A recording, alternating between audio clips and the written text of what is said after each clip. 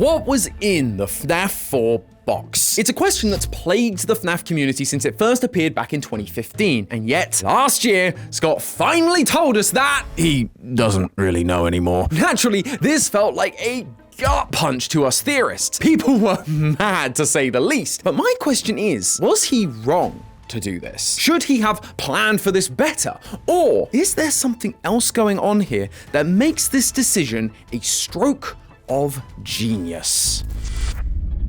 Hello, Internet! Welcome to Game Theory, the show where the biggest challenge is thinking inside the box. Or at least inside one box in particular, the FNAF 4 box. This box was the big reward you got for beating Night 7 in FNAF 4. Once you hit 6 AM, you'd see this box with 2 locks and the words, "Perhaps some things are best left forgotten for now." At the time, Scott Cawthon expected theorists to easily solve the lore of this 4th game, and once they did, he'd reveal what was inside. But after a mere month of watching the fandom spin around in circles, he realized that no one was even close. So instead of waiting it out, he decided to keep the box closed for good, writing in a Steam post, "Perhaps some things are best left forgotten forever." The contents of this box have been driving the fandom wild for the better part of a decade. There have been theories upon theories upon theories written by every theorist from every corner of the fandom, but Scott's remained tight-lipped,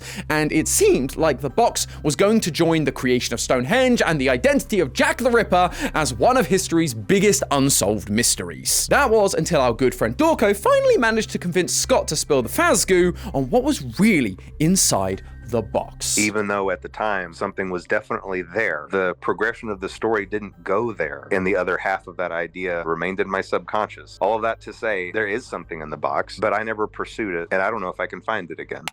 I'm sorry? What? He presented this box so prominently, and we've spent years trying to solve it, and he didn't fully know what was in it? As you'd expect, this completely shook the fanbase, and people were not shy about saying as such. For some, this felt like a complete betrayal to find out that the big mystery was really just a nothing box. For others, it was much worse. It was revealing that Scott didn't have a grip on his own story. It was revealing that Scott was a bad storyteller. I know former head editor Dan was ecstatic at this news. He'd been beating that drum for ages, but as a longtime FNAF fan, I did find myself asking the question, are they right? Is Scott actually a bad writer? Or is it actually us, the children, who are wrong about all of this? The answer, dear theorists, is an unequivocal yes to both. And neither is for the reasons you'd think. I know, typical FNAF, right? So come with me as I go through my box of old film school literary techniques to see whether there should ever have been something inside the FNAF 4 box. In the full context of Scott's answer, he talks about his writing process and how he puts ideas into his games that develop over time. He likens his ideas to the start of a rope, and when he continues to write, he pulls on that rope. Eventually, the rope leads to something satisfying. There are a lot of things that are in my head, and when I have them and put them there, it's the first half of something. It's like a string or a rope just like reaching out, and I know that what's there on the other end is there. I trust that it's there, and then whenever I progress forward, the rest of it appears and just fits into place perfectly. So, to be clear, when Scott says he didn't pursue the contents of the box and doesn't know if he can find those contents again, he's not saying that it slipped his mind or that he misplaced a document in his basement that has a definitive answer. He's saying that his original idea was never fully developed. He never finished pulling on that rope to find the definitive answer. Then, over 11 years, a saga of games, dozens of books, and 2 movies, that rope became harder and harder to pull. The rope frayed into strands that became knotted into different ropes, and other strands that were cut off entirely. Both the rope and the tapestry it was a part of changed. Now, if Scott wants to pull the piece of the lockbox rope that he does have, he needs to be careful or it will unravel everything.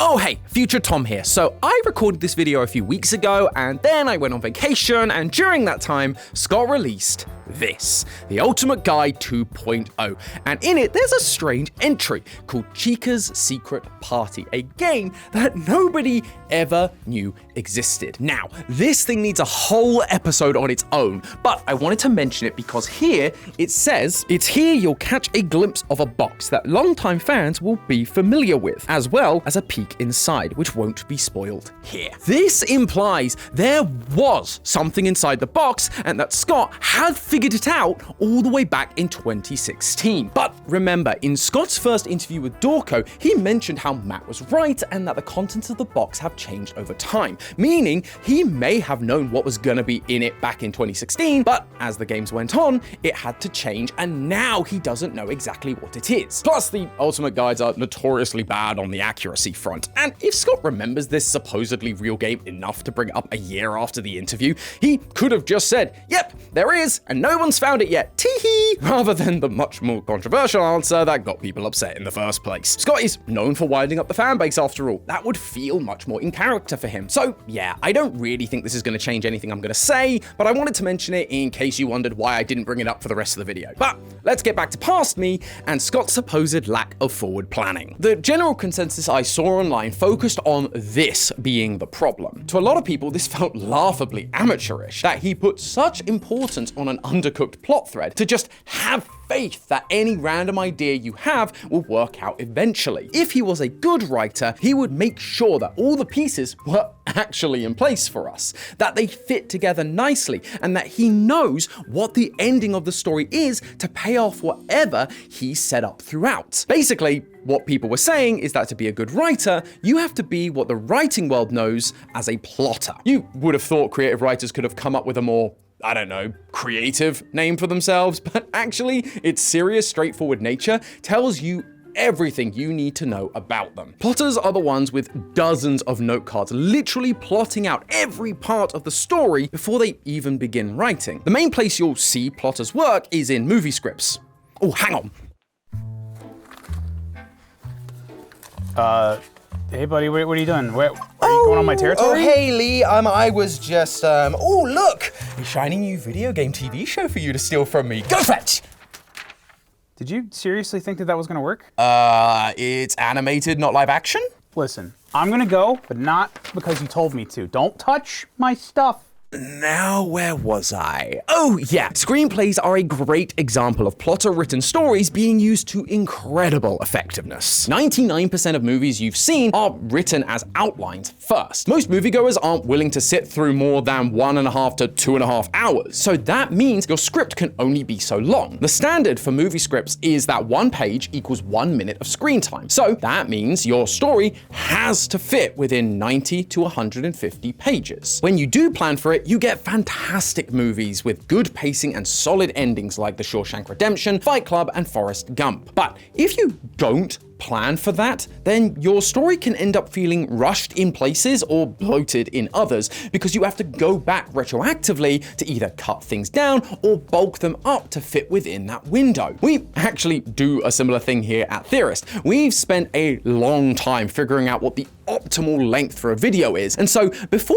any script is written, we have outlined the entire episode, its intro, the evidence, the twist, all to fit within that time frame. Although, while I have you here, even though YouTube is pushing for longer videos, I'd love to know what you prefer. If you like longer episodes like this one, ones that are like 20 to 30 minutes, hit the subscribe button. And if you prefer shorter episodes that are more like 10 to 15, leave the comment short like Santi. He'll know what it means.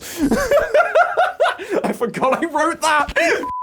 But long story short, yes, good writers absolutely plan out the story and its twists. But actually, bad ones do too. Plotter-written works benefit from having focus. They know the story they are telling. They write with the end goal in mind. But that means the process can become more methodical than passionate, which can then lead to stale scripts with characters that aren't fleshed out and plot points that just happen in ways that don't feel natural. Take Hallmark movies, for example. We all love a good holiday movie, but go onto TikTok and you can see dozens of videos with people making fun of the predictable storylines that happen in every every single one. Those movies are so planned that they're practically checking story beats off a list, which might be fine as a cheesy movie to pass the time on a slow Christmas evening, but it doesn't exactly invoke those feelings of intrigue and excitement that we want out of stories like FNAF. It also gets way harder to be a plotter when you're dealing with a franchise that goes beyond just the first couple of entries. That doesn't mean it can't happen, it's just rare. The voice director of Has Been Hotel and Hell of a Boss, Richard Horvitz, said exactly that when asked about those two shows. Vivian knows exactly where the shows begin and end. She knows exactly where they want to go. That's pretty rare, right? It's rare. Also, if you don't recognize this guy, you might instead know him as Invader Zim, Billy from The Grim Adventures of Billy and Mandy, or Alpha 9 from the Mighty Morphin Power Rangers. Yeah. This guy is a veteran in the industry, so when he says this isn't a common way to write long stories, he means it. Not only is it rare, it's also super risky. TV shows often don't know how many seasons they'll be getting, or whether all their actors will stay on board for the full run. So planning every detail and how it's going to pay off can be incredibly challenging to do and to get right. One of my favorite sitcoms growing up was How I Met Your Mother. It's not aged particularly well, but actually the thing that tarnished its reputation more than Barney's treatment of women was its ending. The show's creators had planned out how the show would end all the way back in season 1. They even pre-recorded the kids so that they could keep the show's framing device for the final episode. However, the ending didn't end up sitting right with people because after 9 seasons, the characters were different people. They'd grown and evolved. Their relationship dynamics had changed, so in order to make the ending fit, the creators had to basically undo 5 to 7 seasons worth of character development to shove them into a hole that they no longer fit in. This is why writers for longer running franchises, for TV, books, and yes, video games, tend not to be plotters. Instead, they are what are called pantsers. While plotters plan everything out before they write it, pantsers write by the seat of their pants, just writing and seeing where the story takes them. Now, doesn't that sound familiar? And it's way more common in professional writing than you'd think. Margaret Atwood and Stephen King are famous for writing this way. King actually takes it to an extreme in his memoir when he says, outlines are the last resource for bad fiction writers who wish to God they were writing master's theses. Perhaps a little harsh, but it just shows how these pantsers stories can be incredibly successful and creative. However, the word pantser gives me the ick. In England, a pantser sounds like someone who's going to be tried for indecent exposure. So instead, I'm going to use a term used by another novelist and notorious non-plotter, George R.R. Martin. He calls plotters architects because they follow blueprints and outlines, and he refers to pantsers as gardeners, which not only gives these writers more dignity, it also gives this style of writing a much clearer and less chaotic definition. Now, the gardener knows certain things. He's not completely ignorant. He knows whether he planted an oak tree or an ear of corn or a cauliflower. He has some idea of the shape, but a lot of it depends on the wind and the weather and how much blood he gives it and so forth. Rather than completely winging it, it's about letting a story blossom and cultivating it as it grows. It's not that gardeners lacked structure completely, it's that these types of writers let the process evolve the final product, while architects already know what they want the final product to look like. Gardeners like Martin seed their stories with a myriad of ideas that they believe may lead somewhere interesting. At the end of it, you'll have a garden full of beautiful surprises. This is what Scott was talking about with his idea of ropes. He would start an idea and he knew it would end in something, he just didn't know what it was at the time because he hadn't pulled enough. He hadn't let the plant grow fully. I understand that this can look like complete chaos to those who don't operate in this way. Believe me, I love structure in everything I do. I am an architect through and through, but I can see why it would be hugely rewarding for those writing the story. Because there aren't predetermined outcomes. Gardeners are able to write about whatever excites them personally. This ultimately leads to passionate character-driven plots where heroes are written into fatal corners and where unexpected side characters become scene stealers. We get beautiful, rich worlds filled with detail and complex rules and systems by which they operate. These are the things you need to capture the imagination of an audience and keep them coming back for more. Of course, there will always be exceptions. There will be architects that write TV shows that plan every detail and nail the landing, which is the approach Vivzy Pop is going for with Has Been Hotel. And there will be gardeners that don't plan a single movie and it will still work out. The truth is, this distinction between architects and gardeners isn't binary. It's a spectrum. Writers will have their own unique combination of order and chaos, and don't fall completely into one camp. J.R.R. Tolkien is a prime example of someone that managed to do both. Tolkien famously took what was supposed to be a short, simple Hobbit sequel and gardened it into a Lord of the Rings novel so massive that his publisher had to split it into 3 books. He had a plan, but was able to build the world around that plan like a gardener. Oh, I know. Somebody ain't talking about Lord of the Rings without me. No, I've just finished. I'll get out of your hair. Yeah. Bye.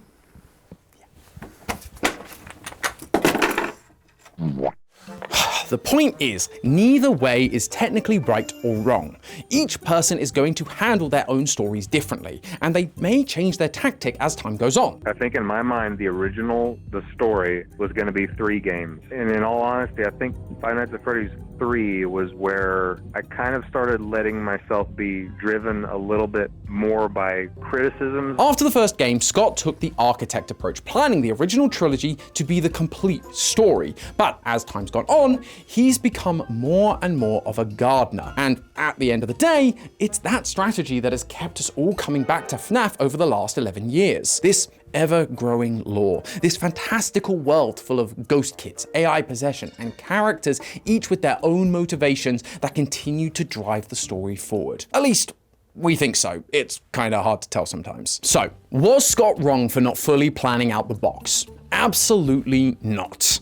But what's not okay is that he has given up on ever figuring it out. What? You didn't really think I'd let Scott get off scot-free, did you? What he's done is extremely common across all forms of media. It's just not the method you or I would necessarily choose to use, and that's okay. However, by Scott's own admission, he's basically written himself into a corner with the box, and he doesn't know if he can find the motivation to solve the hanging plot thread. I don't know if I can find it again. The reason this is so egregious is because it breaks one of the most fundamental principles of storytelling, Chekhov's gun. If you're unfamiliar with this term, it comes from the Russian playwright Anton Czechov, who famously wrote about the importance of narrative payoff, saying, "One must never place a loaded rifle on the stage if it isn't going to go off. It's wrong to make promises you don't mean to keep." By drawing attention to any story element, be it the lore of the clock tower in Back to the Future, the complication of Iron Man's suit freezing in the first movie,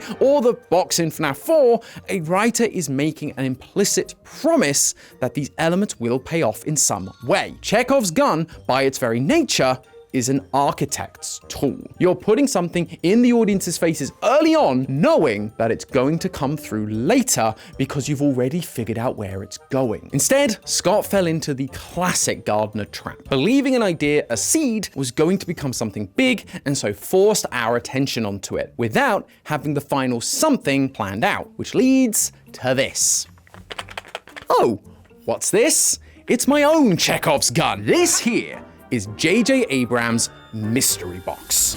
Nearly 20 years ago, writer and director J.J. Abrams presented the idea that storytellers should be planting mysteries for the audience, but without strictly knowing what's inside. Chekhov's gun without the planning. The concept came from this box of magic that Abrams' grandfather bought him. Supposedly, it contained $50 worth of assorted tricks, but it only cost $15. However, Abrams never opened the box. If he did open the box, he'd know what was in it and the joy and wonder would dissipate. But closed, it had infinite potential. To him, the mystery, the withholding of information, was worth more than what was inside. He demonstrated this idea with his show Lost, which continually introduced mystery on top of mystery on top of mystery. On the odd occasion, they'd actually resolve something, but the show really thrived on asking questions, not answering them. That's not to say that Abrams didn't want to pay off his mysteries down the road, just that his method put the clues before the climax, and often they were pointing to a climax that wasn't fully fleshed out. He was essentially trying to apply the principles of Chekhov's gun to a gardener's writing style. At the time, this seemed revolutionary and allowed long-running series to put cool ideas out there and get tons of engagement without having to spend all the time planning, especially in fields like TV shows and video games when you didn't know when things would end. But the problem was, they did all end eventually. So the gardeners had to start forcing wild branching plots together in order to make a resolution, and most of them struggled to stick the landing. Lost infamously had a divisive final few seasons. The answers either became so convoluted because they're trying to tie together all these loose mystery boxes that didn't really fit together, or the answers were just straight up bad because they were brushed off as simple and unimportant. Abrams went on to then bring his mystery box philosophy to the Star Wars sequels, and that same lack of narrative foresight is often credited as the primary reason those movies missed the mark. This is exactly what Scott was saying in his interview. FNAF is a series full of mystery upon mystery with very little confirmation or tying up of loose ends. And now we have a mystery box that we're basically being told isn't really important to the story despite its prominence. But what's even worse is Scott telling us that not only wasn't it important, his gun won't even go off. That's the real issue at play. Our time has been squandered. Humans are hardwired to want closure. Heck, it's one of the reasons we theorize in the first place. When an element you introduced doesn't come back, it's not only a waste of narrative resources, it frustrates us because we now lack that closure. I don't think fans would have been as upset if he had just admitted that while he was struggling to nail down the answer, he was still planning on returning to it in the future. Because for a story to be seen as satisfying to the audience who have been in love with it for so long, now that you have presented it, the gun does eventually have to go off. So, Scott, if you're watching, no, you weren't wrong to not have fully planned out the box. But that doesn't mean you stop trying to find the end of that rope. You're gonna need to find your old architect groove, at least partially, to help put this mystery box to rest once and for all. I'm not saying you need to solve it immediately and cause all of it to fall apart like we saw with Lost, far from it. Let's face it, you're like Hugh Jackman's Wolverine. You're gonna be wheeled out to do FNAF stories until you're 90. So you have time to find what's in your Czechov's box. I'll even give you a hint. In that TED Talk, J.J. Abrams did say that often when we look at stories and mystery boxes by extension, there's this idea of what we think we're getting and what we're really getting. He goes on to list some of his favorite movies like E.T., but explains that it isn't a classic because it's about an alien and a kid, but because it's about a child dealing with his family's divorce. The theme is what's inside the box. So take some time, search your story for the themes, and fill your box with those. That way, even if the physical contents of the box don't quite live up to the expectations the fans have, it will still resonate and show that despite the difficulty, despite the challenges, despite your gardener writing style, you do care about the story as much as we do. And right now, I'm going to be jumping on a live stream with a bunch of people who absolutely care about this kind of thing and have turned those frustrations into building blocks for their own indie horror franchises. We've got Unique Geese, Super Horror Bro, Rocket Music, Horoscoped, and JT Music all here to talk about how games like FNAF inspired their games, lessons they've learned, and answering a few questions from you guys. So here's the link to that live stream. Hop on over and say hi, and as always, theorists, remember, it's all just a theory. A game theory! Thanks for watching.